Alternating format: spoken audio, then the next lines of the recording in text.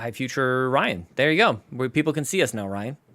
Oh, hello, people. People can see us and they can say hello. We can like roll on into things. I for some reason I'm a little glossy, I think, today. Yeah, you're also Mr. Fancy Pants today, Sean. You're a little very bit fancy. I didn't have time to. I wanted to wear some of my Carpool Gaming merch, but I didn't have time. I had no time, Ryan. Yeah, no time. Well, you're not schlubbing it like me, wearing a Blue Jays shirt with that a looks Metroid so hat, comfy but... though. That looks good. I'm wearing pajama pants though. Like we're full on. I mean, I'm in shorts because I'm in Ontario and it's hot here. There you go. What do we? I'm here for a bit. Solo dad today, says Court. I was surprised to see you here, Court. That's what I thought you said before. Are we talking mostly like we got this awesome thumbnail, which I'm really happy with, Ryan? Right. This silent protagonist. I'm not even sure if it's in the show notes, to be honest. Oh, it is. I put a section for here's all the new stuff we learned about Starfield after the showcase. Cool. Because IGN did an interview with Todd Howard. They sure did. Like it's 15-minute interview with Ryan McCaffrey that's up. And I pulled some of the highlights from that, including the next game after Elder Scrolls 6, which we'll talk about. We will talk about that. What are they doing? And then we got Fall Guys news and Valheim, which were from the extended showcase. Those were kind of the two biggest things from that. And then I got Resident Evil stuff that, of course, me, I want to talk about that stuff from the Capcom showcase. And then finally, just for Donnie Reese and Ryan Turford specifically, I put a news story at the end about Lollipop Chainsaw coming back, Sean. I'm very excited about that. Court says it's in my tweet. As if I've been on like Twitter at all. I've been in meetings since 8 a.m. You know what I mean? It's just one of those. It's just one of those things. That all sounds good, Ryan, because that gives me something to scream about when I say, "Hey, everyone, it's me, Sean Capri. I'm glad you're here because you're listening to the most horse-powerful podcast on the internet. It's the Xbox Drive. I'm on a Skype call with my friend Ryan Turford. He's the weatherman on the moose, and on our journey today, you're gonna play as a silent protagonist in Starfield. So I'm very curious what you think, what Ryan thinks, and what I think about that. So jump on into the Xbox Drive. Bonk. No power greater than X.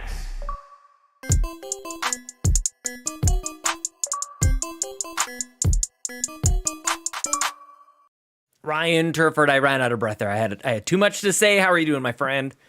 I'm doing well. The sun's shining. It's a beautiful, beautiful Ontario summer day today, Sean. Even though I haven't been outside because I woke up at noon like usual. So it's been a day, my friend. The weather apps tell you that the weather is good. You don't know from personal I just have to look out my window, Sean. I can tell.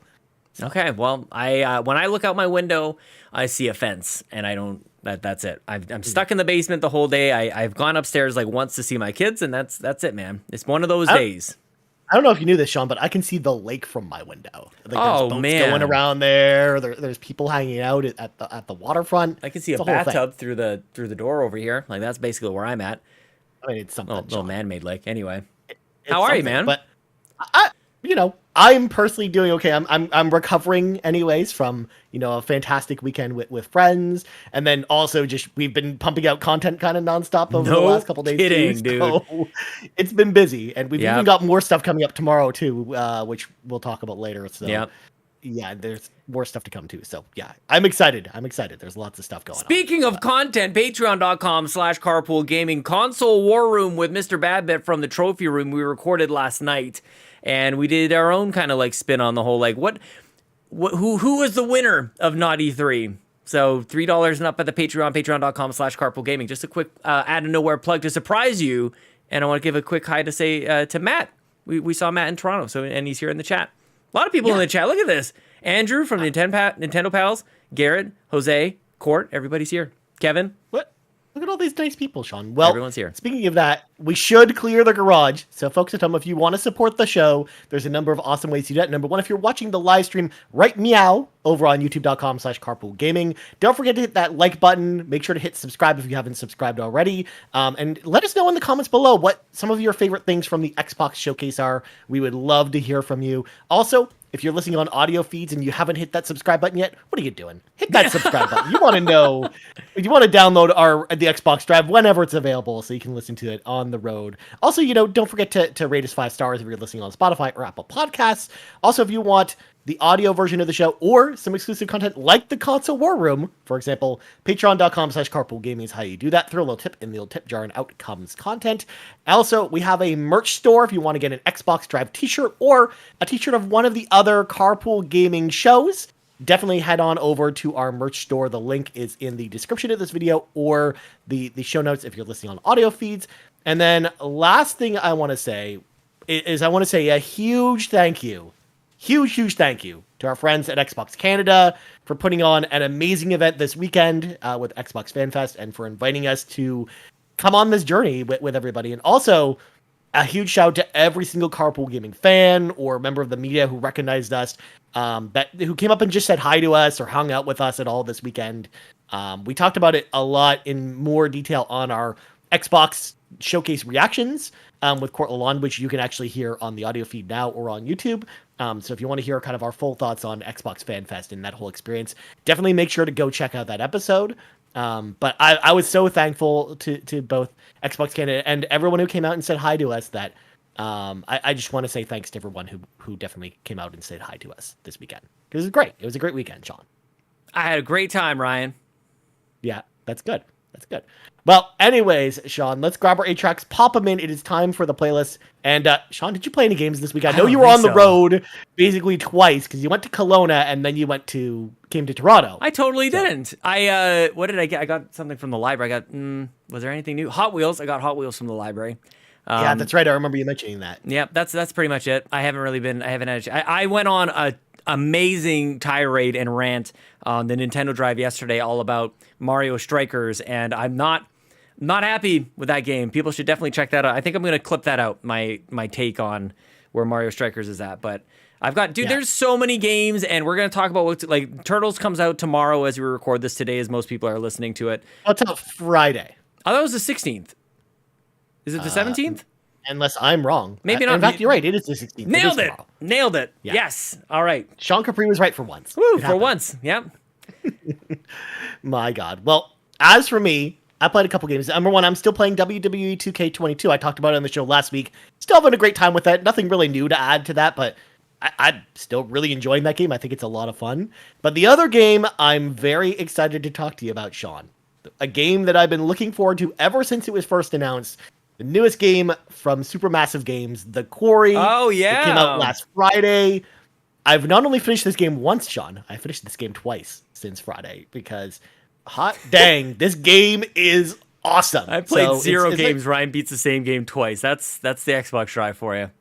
Pretty much. Well, to be fair, I also played other stuff here that I'm not talking about. Good God. For other reasons. But no, The Quarry, so it's basically about 9 camp counselors at a summer camp, and it's basically the last day of summer camp, so everyone's kind of packing up to go home, but basically there's a problem with the car that allows them to leave, so they basically have to hunker in the cabin for the night, but there's some mysterious hunters out in the woods, kind of hunting the camp counselors, so you have to basically guide them through their journey to see, if they live through the night or if they die, essentially. So it's very much the standard kind of, Supermassive Games, fare, but this one's very much, steeped with, 80s horror references, and I think Supermassive has really stepped up their game as far as the gameplay is concerned with this game. It plays, I think, a lot better than their previous efforts, whether it's Until Dawn or the Dark Pictures games, combined with like a great story, a great like 80s horror story,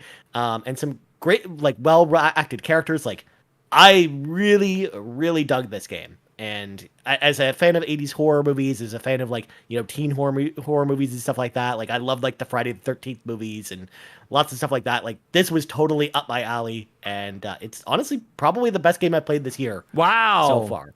So, I mean, or it's the game that I've personally just enjoyed the most anyways. That's kind of what I thought you meant. Yeah. And there's still lots of replay value too, because I haven't even gotten all the achievements yet because there's a ton of different permutations because there are actually more playable characters this time around than any other Supermassive game, so it actually leads to even more divergence in the story than some of their previous games. So there's a lot to go back to with this game. Also, you unlock some really cool filters once the game's over, and I kind of want to replay the game in like, what do you mean? White.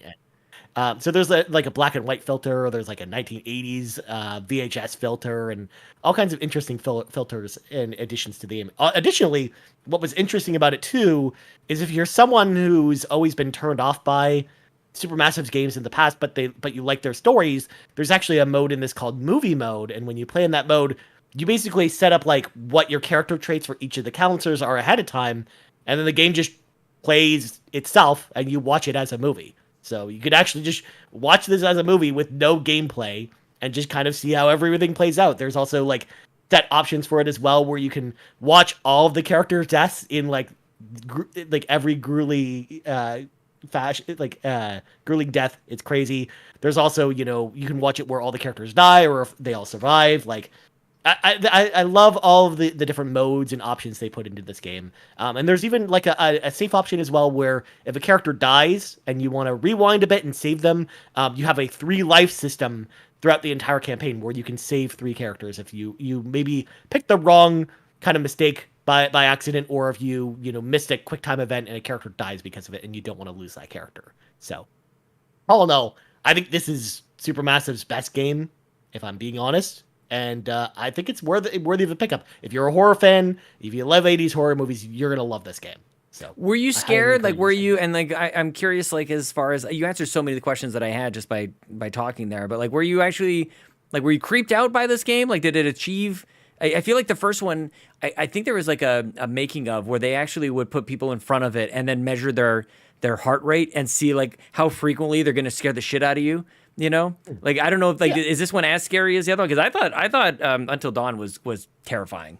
Yeah, I think it's a different type of kind of fun. And I shouldn't say terrifying. It's like fun, like Scream, in kind of like but that's exactly the style. Like, it's the same style of horror with this one, but even more in like the 80s direction. So again, if you've seen like there's a little bit of a cheese to it, but that's intentional cheese. And again, I'm here for that, and it doesn't feel out of place or anything like that. Like, and also again, there's a lot of references to other horror movies that you'll find that as you play throughout the game, or just I love the dialogue too, because there are some really good like quips back and forth between some of the characters that again just make it feel really authentic to when you compare it to other horror movies. Honestly, like the next Scream movie should be a game. It should be like this. Like they should That's how that should work out.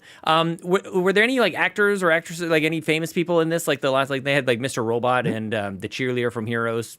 Yep. So David Arquette plays one of the characters in this game. Right. Speaking of Scream, there it is. Yeah. He's like the lead kind of person at the camp essentially that you're at.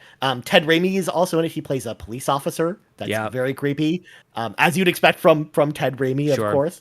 And then Lance Hendrickson is one of the hunters in this game as well. Who's that? He's Bishop from Aliens, but also Admiral Hackett. That's awesome. From Mass Effect. Oh, that's great. Okay, very cool. Yep. Yeah. There's also a lot of the counselors are like newer kind of up and coming actors as well that I haven't seen them in too many movies, but I know a lot of people know them from stuff. So very cool. Nice. Yeah.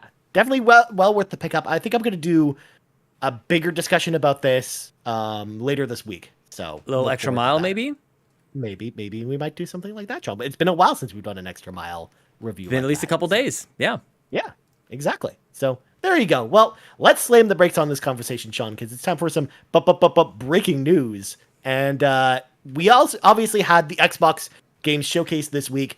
We're not going to cover that again. We did a 2.5-hour podcast all about that with Kevin Ainsworth and Donnie Reese, myself, Sean Capri, and Court Lalonde. On the podcast, you can go listen to that if you want to hear our full thoughts on the Xbox and Bethesda Games Showcase.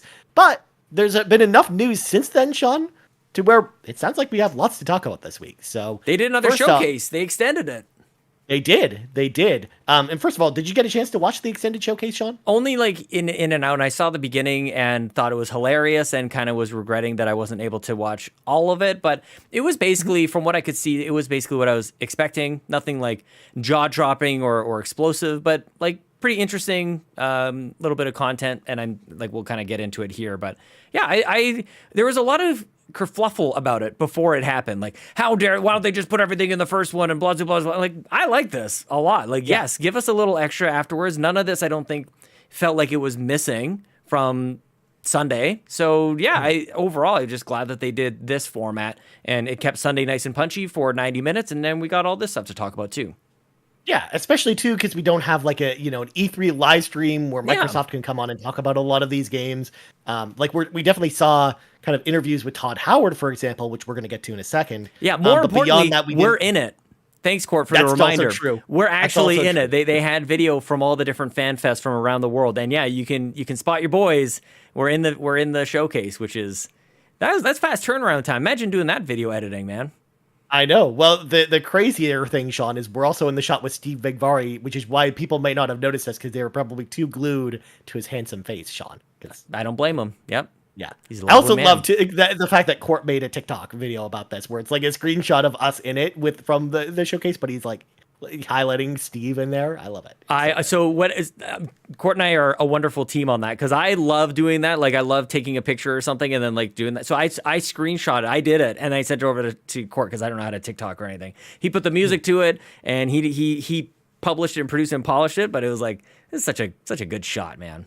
Such a good time. We got to hang with so many cool people. So awesome. Absolutely. All right. Well, speaking of Todd Howard, he's been making the rounds, and we learned some new info about Starfield from his various interviews. Now, the most of the information is kind of the same. So I pulled all the stuff we're about to talk about with his interview with Ryan McCaffrey over at IGN. Yes. So just FYI. So first off, you play as a silent protagonist. That's not anything new to Bethesda GameWorks games, because all the Skyrim games are like this and whatnot. Also, you're just gonna skip past that? Wait a second. You're just gonna go, or do you want to come back? You want are you just listing a bunch of things? No, I was gonna come back to it. But. Okay, let's do that. I just want to because that to me is enormous. But yeah, please we'll okay, continue. Yeah. My apologies. Next up, Starfield's main quest takes about 30 to 40 hours to complete, which is the longest main story quest for any Bethesda Game Studio game. Also, there's 4 major cities to explore, including New Atlantis, which is apparently the biggest city that Bethesda Game Studios has ever made. I should hope so. And then flying from the planet's surface to space will actually be a cutscene rather than you actually flying the ship to space, essentially. Yeah. That's kind of how that works. But overall, those are kind of the main talking points we got out of Todd Howard. He also gave us a lot of information that we already kind of knew about as well, talking about some of the combat elements and stuff. But Sean, I know you take umbrage with the silent character thing. What's going on? Well, I don't take umbrage. I was just like, we can't skip. Like this is big news. We can't just like skip past it. I'm very curious. I mean, that was what I was expecting because, again, Bethesda Game Studios has never made a game where you have a protagonist that talks. You want to walk that back a bit there, Ryan Turford? What character? Oh, I guess your Fallout 4 character does. There it is. I forgot about that. There it is. Yes. You know, I blocked Fallout 4 from my memory, Sean, because of how much it disappointed me that I totally forgot about that. But every other game, though, beyond that. So you're right. So yeah. So here's the thing about it. Most people, I think, play Fallout 4 as the male protagonist. And if they did, they made a critical error with that game. Because the female, whoever the female voice actor is for the is a gazillion times better. And so it's too bad. Like I really think that there's a missed opportunity here, at least for me, that I think I'd like to see them continue down that path. I don't feel like this is me just talking here. I don't feel like a silent protagonist is like a representation of next level, next gen, new, advanced, evolved RPG. I think it's, to your point, it's not really anything new. This is a legacy thing. This is historic. I don't know. Is it more of an avoidance so that they don't have such a lame like male protagonist voice actor? I'm not sure, but like I watched Chelsea play Fallout 4 a lot, and she played as a woman, and the voice actor there is awesome. So I don't know, and also as somebody who loves like the BioWare games, you've got your Fem Shep and your Commander Shepard. Like there's far too many examples where you play even spacefaring RPG or any first person RPG where you have a voiced protagonist. I feel like this is a bit of a skip. I think it's a bit of a miss. I don't know, man. I mean, personally, it doesn't bother me too much because I played so many RPGs now with silent protagonists, and I feel like it almost allows me to insert myself or immerse myself more into the game if there's a silent protagonist in a way that, because you're still making choices in this game like you would any other Bethesda Game Studios game. But I feel like I can insert myself as the character more and be more immersive if it is a Salem character as opposed to it being, voice character. Where it almost, to me with Fallout 4, as much as I liked the acting of the female characters, because I agree with you, I actually played as the female character in Fallout 4, and I thought she was really well acted. But I felt like I actually almost would have rathered it be a silent protagonist instead. For me personally, like I think I would have enjoyed it more. So you would have inserted yourself as the silent female protagonist? Yeah. I mean, that's usually how I usually, how I do things with created characters. In fact, anytime there's a created character in a game, Sean, I always make a female character. No, I know. I know that you do that, but like the notion is sort of just like kind of occurring to me, like your mindset of this is okay. I have a very feminine personality, Sean. That's just how that's. I get it. Garrett Bland says, I personally don't care about voice protagonists. Bowser, it's hard when you have a good character creator. None of the voices fit. That's also an interesting. Like, I'm glad that we're having. Like, I just want to have a conversation about it. And it even just as I said this during our recap, but like I haven't played the game. So like everything I'm saying is just like based on a picture on the internet, a text, like a piece of information. I don't know how this is actually gonna work itself out. It just, at least for me, it appears to be yet another bullet point on the list of, is this next level? Is this an evolution, or is this kind of going back to, like, I would love for somebody to like figure, if somebody's gonna figure out how to take care of all these problems that everybody's saying, or even give the option to like make it silent. Like, say you don't want the voice acting to come through. Is that an option? So it just seems limited in that way in a game that's supposed to be unlimited and infinite as far as space and galaxy and everything, and the ambitions for this game. Well, especially too, because they've already had a game with a voice character with Fallout 4. I feel like if they wouldn't make a choice like this unless it was intentional, if there was a reason why, like they probably tested it at some point, Sean, where they tested it with a voice character, and maybe they found that the experience just felt more immersive or more enjoyable with a silent protagonist, and maybe that's the road that they went down. Yeah, Jose reminds me that they made 1,000 planets, so what are they supposed to do with that? That's the thing. Yeah. Like, there's choices, there's trade-offs, and everything like that. So, yeah, I don't know. And maybe it is just my preference for like a Mass Effect or things like that, where I actually really like the dialogue wheel in Mass Effect, where it's like it gives you like 3 or 4 words of like essentially what they're trying to come across and say, and then they'll launch into a whole spiel where they'll have the whole like line, maybe 2 lines of full text of like what the sentence of dialogue that you want your protagonist to say. That just appears as text. It's just, I don't know. It doesn't scream next level to me. That's all. It's historic. And there's lots of other games for that. For sure. But otherwise, I love the news that the campaign itself, if you just want to mainline this game, it's not super long, but it's long enough that you're at least getting a media experience with this, where you're getting, a 30 to 40 hour game. I think that's a really good length for an RPG. I mean, Garrett and I have talked about it on the RPG Cave a lot, where, every RPG doesn't need to be 2 hours, or 200 hours, or 300 hours long, essentially. Like, there's a great middle ground with, 30 to 40 hour RPGs are kind of like the sweet spot for us. So, they should have paired that up with the messaging of 1,000 planets.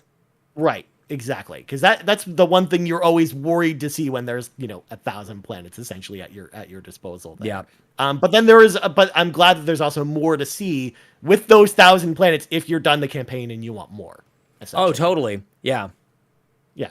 And I don't know if but at the same time, I don't know if I love the comment about, New Atlantis being huge, because as much as I like the idea of having one giant city, I don't know if it always works well in practice, because you could get lost very easily, or it's just like sometimes when you make giant cities, they can feel a bit samey. Just like if you're walking around like some large major cities, like if you're walking around New York, sure, there's great landmarks, but if you're just walking for an hour in one direction in New York, sometimes it just can feel really samey, for example. Because you're just seeing a lot of the same type of buildings, and that's sometimes the kind of the pitfall that I see a lot of games fall into. Like Night City felt that way with Cyberpunk, for example. So like there were some interesting locales in Night City, but it felt like it was almost too big to kind of traverse around with, and especially if you don't have vehicles in the city as well. If you're just walking around in the city, like it can feel probably too much.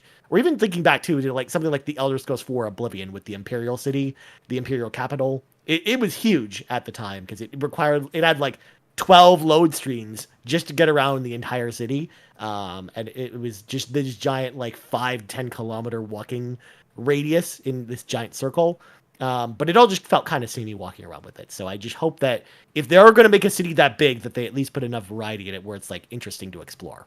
That's all. It's funny because it seems like this game was obviously scoped out and conceptualized at a certain point, and then games have kind of moved on since then. Like this game's been in development for so long, you wonder, is it still relevant on all these points? Like a lot of the talking points are how enormous it is, and this callback to silent protagonists and things. And it's like, has everybody moved on? Like I don't know how you make games. Like I don't understand how anybody can possibly think like, well, I'm gonna think of an idea for a game, and in 6 years it's going to connect and resonate with gamers because of like whatever else can change along the way. I think that's fascinating. And to the specific point I'm trying to make is, do people care about like infinite places and giant sizes? That used to be bullet points on the map of, or bullet points on the box of like Gran Turismo or Grand Theft Auto 4 is twice as big as Grand Theft Auto 3. Like, is that something that resonates with people?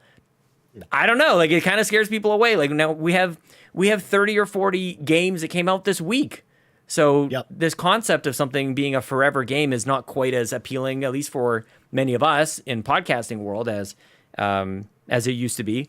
But on that other note, I would love to hear from people in the comments below or in the Discord as well. Like, is this for somebody else? It's occurred to me to a huge degree over the last couple of days, especially with the news about that Riot announcement that they did on Sunday, that we are far from representative of the different types of gamers and the different games that are played.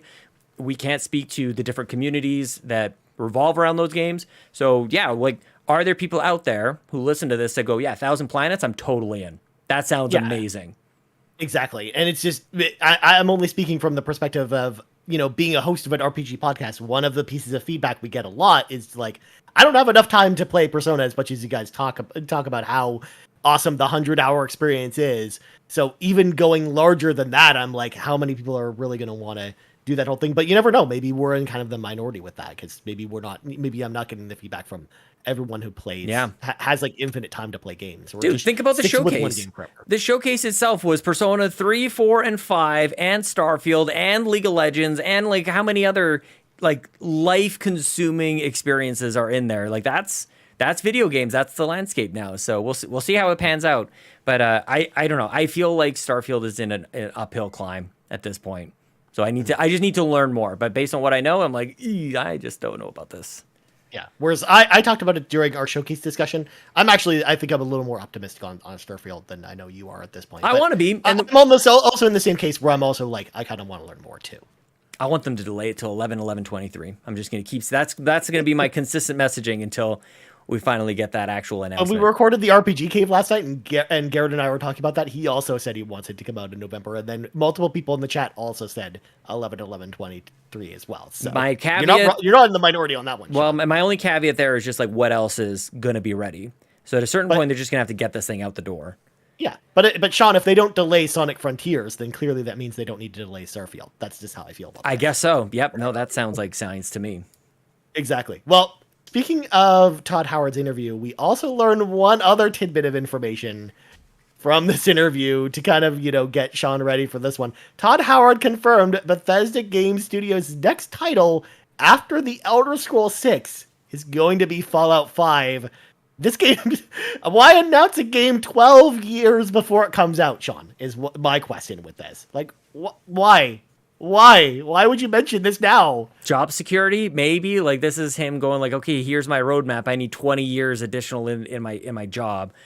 I don't know, man. It's so weird. It's obviously trying to set some expectations. It sounds outrageous. I don't know that we've really ever seen a roadmap quite like this before, just knowing how long these games are going to take to make. But it's, I guess, in a way, somewhat reassuring that they haven't completely abandoned Fallout. They're just like, it's just next in the queue, so don't ask about it.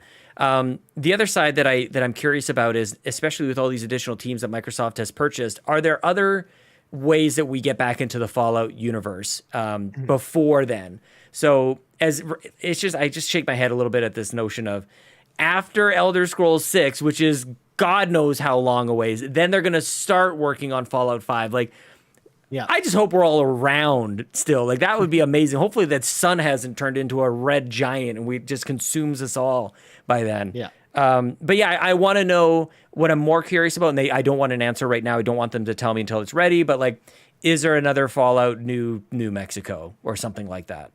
Yeah, that's what we kind of speculated on when talking about Fallout, like what's next for the Fallout series. Maybe like In Exile goes back and does like a old school Fallout style game in the Fallout universe. Maybe we see like a New Vegas 2 or something like that. Like, I think there's a lot of great ideas of where they could go with Fallout. Remake and remaster what's there already. Yeah. Like this announcement reminds me of the Elder Scrolls 6 announcement, where they were announcing Elder Scrolls 6 ahead of time because people were worried at that time that Elder Scrolls Online would just be how Elder Scrolls would exist forever, essentially, and they weren't going to develop a new single-player focused Elder Scrolls game. So that was them, Bethesda, coming out just to make sure to like be like, no, we're doing another one at some point. It's just after Starfield. Yeah, and that's, I think they took that similar tact to with Fallout 5 for that same reason, because people are a little bit worried out there that maybe Fallout 76 is the only Fallout that fair, yeah, forward. So. But you're right. I actually pretty sure we're going to see well before Fallout 5 comes out, when I'm 50, by the way, because it's on track to come out when I'm 50 years old. That's crazy. Yeah. I imagine we're going to see like a Fallout spinoff of some kind between now and then. Dude, even Fallout 4, like all of them, remake, remaster, all of Fallout 3 could use a little touch up. I think Fallout 4 could definitely use like a next gen kind of thing. Like they've done it so many times with Skyrim. I'd love to see a little bit of that attention with some of these Fallout games. So yeah, absolutely. All right. Well, next up, with the Xbox Showcase Extended, we got like two kind of largest pieces of news that I wanted to highlight here. Number one, Fall Guys is getting a Halo crossover on June 30th, featuring Master Chief, Arbiter, and Grunt outfits for your thing. And that's also, I think, the same day that Fall Guys is free to play and it comes to Xbox. They've also confirmed that essentially the free to play portion of Fall Guys is going to be Season 1's content. And then everything beyond Season 1, they haven't really outlined whether or not, like, how the pay model is going to be for that, essentially, on Xbox. But it's exciting because I think they made it like. Did you see the trailer for this, Sean? I think they did like this Halo parody trailer, and it was great. Yeah, no, this is awesome, and it reminds me of like Soul Calibur. I think like every system is getting a little something. I think Nintendo's getting something over there, and Xbox we got the Halo stuff. So, yeah, dude. I'm on board for Fall Guys. Like I'm not the one who goes like, yeah, that was cool for like a second, and I never want to play it again. I'll throw a little salt on the wound here. I would rather play this than Among Us at this stage. Yeah. So I mean, I actually am kind of in agreement with you, where I'm like, I think it's been just long enough without playing Fall Guys that I'm like ready to go back into it and play. I'll play this instead of Mario Strikers. God, wow. I'm not happy with that. That's a gimme. It was $80. This game is free. Yeah. But then the other piece of news I wanted to highlight here, and I know neither of us played this game, but Valheim is a very, very, very popular PC Viking game. And it's coming to PC Game Pass this fall, but they announced during the showcase that it is also coming to Xbox and Xbox Game Pass in the spring of 2023. So now, Sean, we can finally see what this Viking game's all about. Like, it's a first-person adventure game where you play as Vikings, and I believe it's multiplayer, and a lot of people have a lot of fun with this game. So I think that's a big deal. And even though I know we don't have a lot to say about it, I wanted to at least highlight it here. Very cool. No, I was trying to figure. I'm like, I've heard Valheim was actually the game that Josh Stapleton once referred me to, which was also very Vikings based, very heavy metal, but it's not this game. No, exactly. No, this is probably more popular. But Sean, something I'm very excited about. We got the Capcom showcase that happened this week, and tons of Resident Evil news, nice. Which of course your boy very excited about. I love Resident Evil, so I'm excited to talk about all the announcements. Now, first off, I should mention, Sean, did you watch this showcase before? Did you see what happened to Dragon's Dogma fans? I heard about it. Who was I talking to? I think maybe Donnie had mentioned it. Like, just repeated kicks to the groin for Dragon's Dogma fans. Yeah. Yeah, they literally wheeled out the director of Dragon's Dogma, and they're like, here's an announcement about the 10th anniversary of Dragon's Dogma, and the director of Dragon's Dogma is out there talking about like the legacy of Dragon's Dogma, and he's like, All right, That's see you it. later. Oh my God, that's awesome. There's going to be a video tomorrow on the 16th at the same time as the Final Fantasy VII video, by the way, talking about 10 years of Dragon's Dogma. So who knows if we actually see anything? But I know talking to Garrett Bland yesterday about it, he was really disappointed with that one.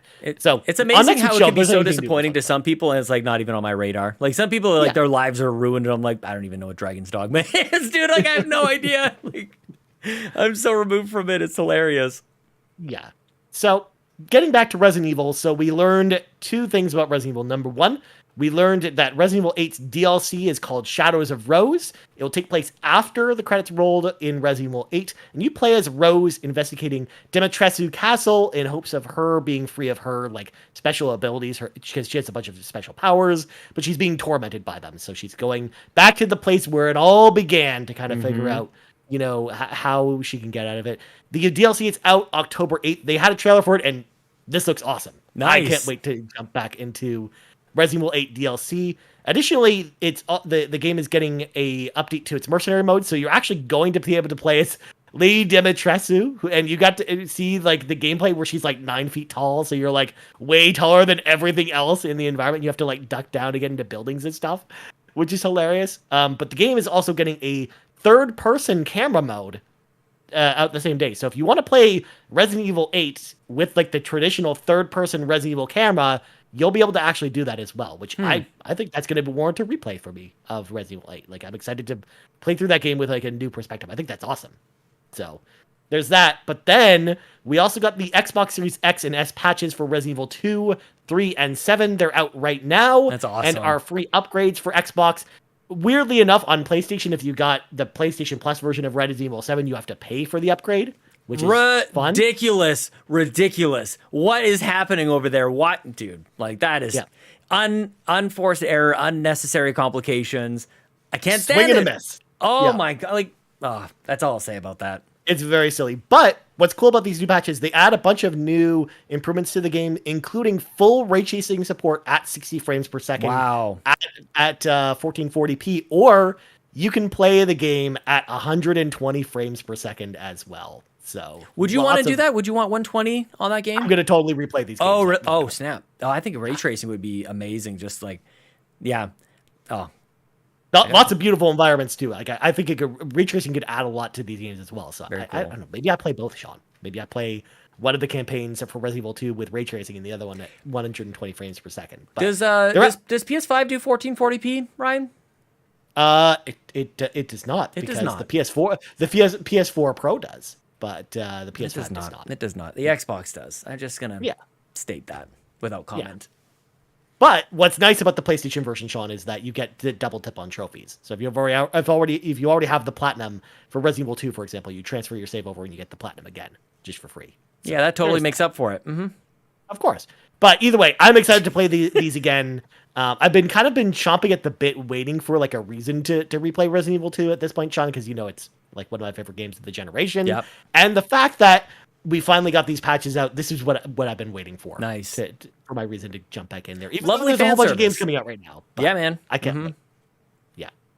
And then last announcement that we got this week, this is just from me and Donnie Reese, of course. Maybe Sean. I don't know how Sean feels about Lollipop Chainsaw, because Dragony Games have announced that a new Lollipop Chainsaw game is in development, and new info should be coming soon about it. There's no word yet whether it's a remake or a sequel to anything like that, but man, Lollipop Chainsaw is a hidden gem of a game. It came out on the Xbox 360, and you basically play as a cheerleader with a chainsaw and a talking head on her belt of her boyfriend who got turned into a zombie. And it's the closest game that we will ever get to a Return of the Living Dead video game. Nice. Because Return of the Living Dead is a really cheesy 80 horror film that I love. And it's got talking zombies in it, which is kind of what you see in Lollipop Chainsaw. So I actually love Lollipop Chainsaw. It's the only Suda51 game I've ever really gotten into. Yeah. So I can't wait to see whatever this is, whether it's a sequel or a remake. This is super exciting news to me. I can't wait for this. Whereas I know this probably does nothing for Sean. Well, what I will say about it, because I haven't played it, but I definitely have seen all the commentary around it, and some of the commentary was can we even have this game anymore?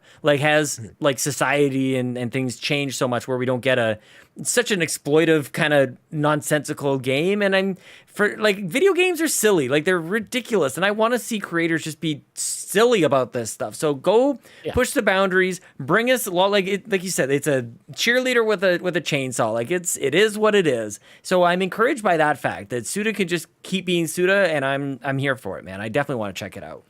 Yeah, I'm stoked for this. So because like we grew up in the age of like Duke Nukem, and it's like you can't really do a Duke Nukem. Although I think they're making a movie. I was just gonna say they're making a Duke Nukem movie, Sean. So yeah, so maybe what's old is new again. But it definitely seemed like there was, maybe it still is, a time where we just certain games, certain styles is too much for people. And I want to explore the space, Ryan. I want to be open to a bunch of different experiences. Yeah, even if they are a little cringy from time to time. A little bit.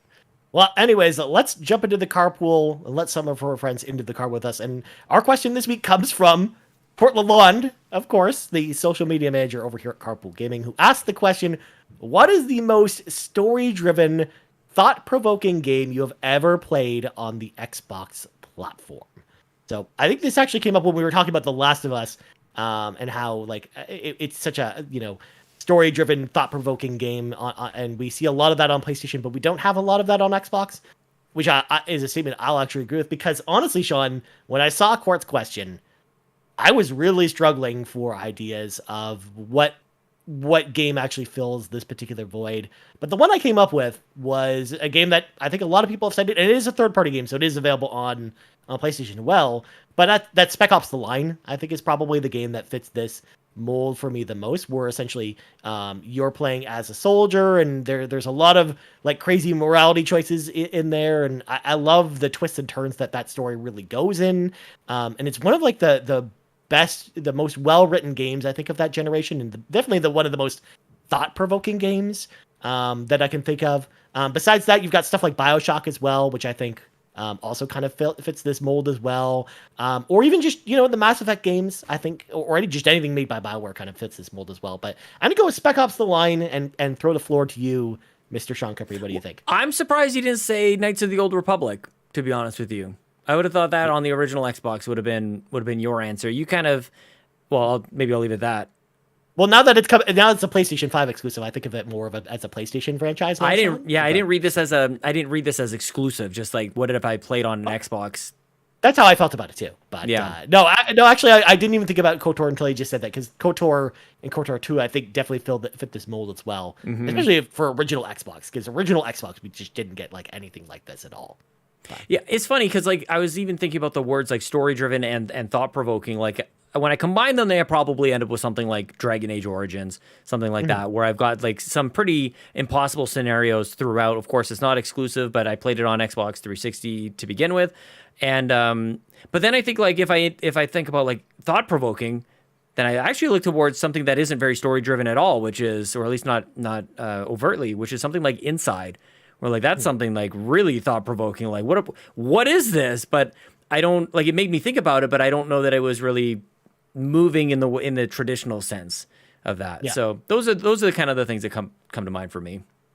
Nice. So yeah, I mean, I just would love to see more stuff like this. Like that's why I'm excited for a game like As Dusk Falls, because I'm hoping maybe that like that's the type of thing we get from that kind of game later next month. So I'm hoping that's the type of thing we see more on Xbox.